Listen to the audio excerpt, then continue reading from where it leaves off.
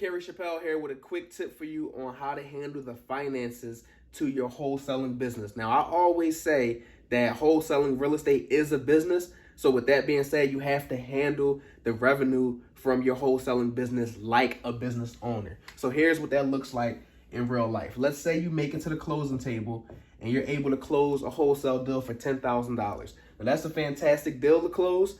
I don't think anybody watching this video will be hurt by getting $10,000 in their bank account tomorrow, right?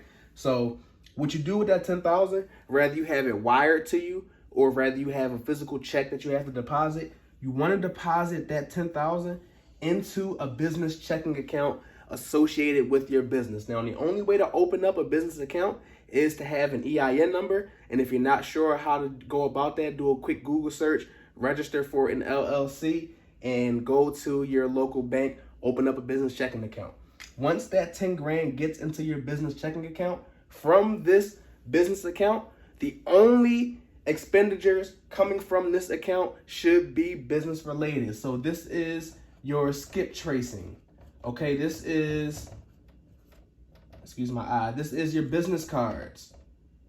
This is your advertising. This is anything that's associated with your wholesaling business should be coming from this account. Any personal spending should be transferred from your business checking account into your personal account electronically. So the mistake that I made during my first year of wholesaling is I would just go to the bank, I would pull cash out of my business account and go spend it. I would take my business card and go swipe it at the mall, swipe it at the restaurants. Just swipe it just because it was my money. You know, it's my money. I made the money. It's mine. I can spend it how I want. What I didn't realize until I spoke with my accountant, which is the first time I actually had an accountant sit down and do my business taxes, is that I was making the mistake of blending my business and my personal. And what that does is, in the eyes of the court and in the eyes of the bank, if you spend money from your business account in a personal manner, you basically waive all the rights and all the protection that are allotted to businesses. So what you want to do to avoid that is, let's say you have a personal expense coming up for $1,000. What you want to do is transfer that money from the business checking to your personal checking. And you can do that through your online banking app, depending on what bank you use. Just go ahead and push the money over. You can write yourself a check from this account and deposit it into this account.